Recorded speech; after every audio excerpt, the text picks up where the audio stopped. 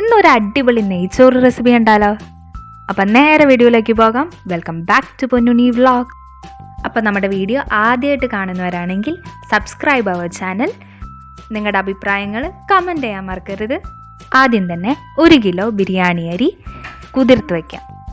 ഒരു 3-4 പ്രാവശ്യം അരി കഴുകിയെടുത്തതിന് ശേഷമാണ് കുതിർക്കാൻ വെച്ചത്. ഇനി ഈ സമയം കൊണ്ട് നമുക്ക് നെയ്ച്ചോറിൽ വേണ്ട ബാക്കി ഇൻഗ്രീഡിയൻസ് റെഡിയാക്കാം. ആദ്യം തന്നെ സ്പൈസസ് നമുക്ക് മാറ്റി വയ്ക്കാം.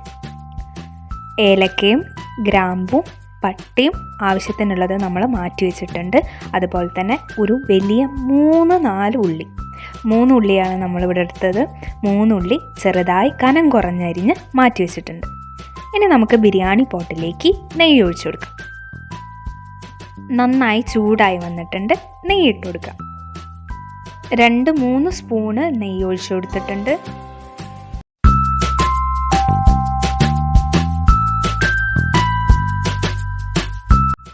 ആദ്യം നെയ്ച്ചോറിന് വേണ്ടിയുള്ള ഉള്ളി വറുത്തെടുക്കാം. അരിഞ്ഞു വെച്ച സവാളയിൽ നിന്ന് ഒരു പിടി സവാള നമ്മൾ എടുത്തിട്ട് നെയ്യിൽ നന്നായി ഒന്ന് മുരിച്ചെടുക്കുന്നുണ്ട്.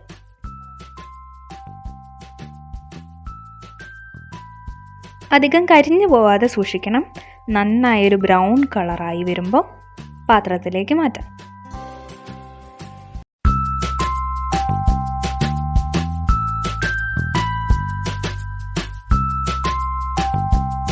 ഇനി കുറച്ച് വെള്ളം തിളപ്പിച്ചെടുക്കാം.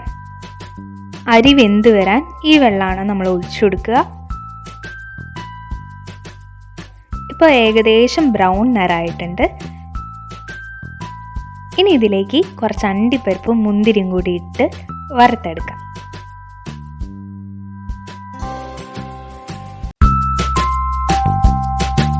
അപ്പം നമ്മുടെ ഡെക്കറേഷനിലുള്ള കാര്യങ്ങളൊക്കെ റെഡി ആയിട്ടുണ്ട്. ഇനി ഇതെല്ലാം ഒരു പ്ലേറ്റിലേക്ക് വറുത്തു പോരാം. ഇനി ബിരിയാണി പോട്ടിലേക്ക് ആവശ്യത്തിനുള്ള നെയ്യ് ചേർത്ത് കൊടുക്കുക. ഇനി എടുത്തു വെച്ച സ്പൈസസ് എല്ലാം കൂടി ചേർത്ത് കൊടുക്കുക. ഈ സ്പൈസസ് ഒക്കെ മൂത്ത് വരുമ്പോൾ ബാക്കി അരിഞ്ഞു വെച്ച സവാള കൂടി ചേർത്ത് നന്നായൊന്ന് വഴറ്റിയിടുക.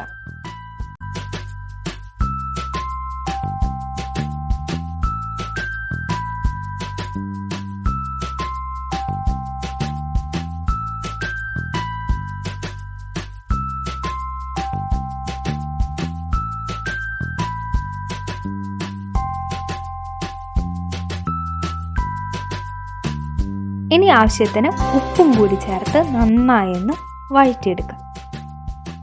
അധികം കരിഞ്ഞു പോവാതെ സൂക്ഷിക്കണം. ഒന്ന് വഴന്നു വന്നാൽ മതി. വഴന്നു വന്ന സവാളയിലേക്ക് നമ്മൾ കുതിർത്ത് വെച്ച അരി ചേർത്ത് കൊടുക്കുക. ഇനി അരിയും സവാളയും നന്നായൊന്ന് മിക്സ് ചെയ്തെടുക്കണം. കുറച്ച് നേരം ചൂടാവണം.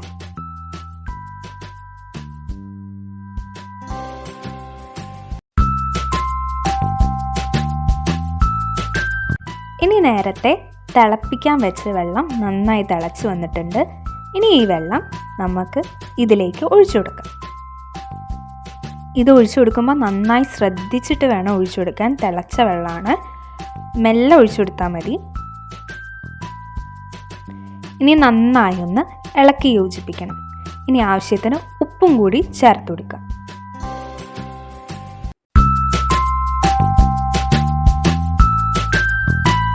ഇനി അരി വെന്ത് വരാൻ ഒന്ന് അടച്ച് വെച്ച് വേവിക്കാം. ഇതേ നെയ്ച്ചോറിന് നമുക്ക് അടിപൊളി ചിക്കൻ കറി അമ്മ ഉണ്ടാക്കി വെച്ചിട്ടുണ്ട്. നന്നായി വറുത്ത് അരച്ച് വെച്ച ചിക്കൻ കറിയാണ്. പാത്രം തുറക്കുമ്പോഴേ ഇതിൻ്റെ മണം അടിക്കുന്നുണ്ട്. ചിക്കൻ കറി റെസിപ്പി വേണമെങ്കിൽ കമൻറ്റ് ചെയ്യാൻ മറക്കരുത്. അങ്ങനെ ഒരു 10-20 മിനിറ്റിന് ശേഷം നമ്മുടെ നെയ്ച്ചോറ് റെഡി ആയിട്ടുണ്ട് ഗൈസ്. വെള്ളമൊക്കെ നന്നായി വറ്റി അരി നന്നായി വെന്ത് വന്നിട്ടുണ്ട്. ഇനി നെയ്ച്ചോറിൻ്റെ ഗാർണിഷിംഗ് പരിപാടിയിലേക്ക് കടക്കാം. ലേശം പുതിനയും മല്ലിച്ചെപ്പും അരിഞ്ഞു വെച്ചിട്ടുണ്ട്. ഇത് ഇഷ്ടമുള്ളവർക്ക് മാത്രം ഇട്ടാൽ മതി. തികച്ചും ഓപ്ഷണലാണ്. ആദ്യം തന്നെ കുറച്ച് നെയ്യ് ഒഴിച്ചു കൊടുക്കുക.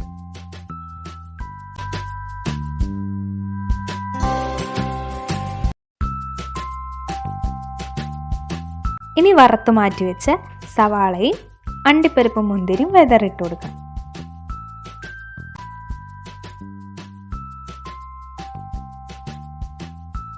എന്താ ഭംഗി! ഇനി അരിഞ്ഞു വെച്ച മല്ലിച്ചപ്പും പുതിനയും ചേർത്ത് കൊടുക്കാം. ഇത് ഇഷ്ടമുള്ളവർക്ക് മാത്രം ചേർത്താൽ മതി.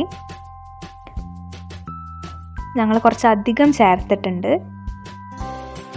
ഇനി കുറച്ച് നേരം അടച്ചു വെക്കാം. ഫ്ലെയിം ഓഫാക്കിയതിന് ശേഷമാണ് നമ്മളിതൊക്കെ ചെയ്തത്. അപ്പം നെയ്ച്ചോറ് റെഡി ആയിട്ടുണ്ട്. അപ്പുറത്ത് ഇതാ ചിക്കൻ കറി നമ്മളെ വെയിറ്റ് ചെയ്തിരിക്കുന്നുണ്ട്.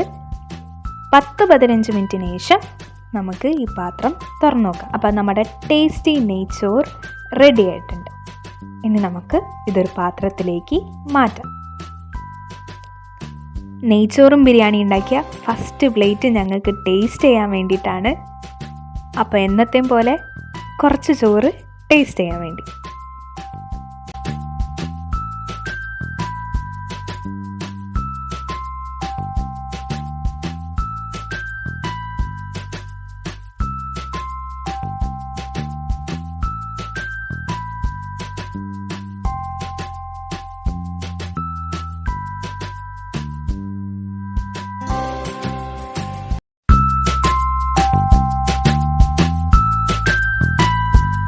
അപ്പോൾ വീഡിയോ എല്ലാവർക്കും ഇഷ്ടപ്പെട്ടെന്ന് വിചാരിക്കുന്നു. Like, share and subscribe our channel and thanks for watching.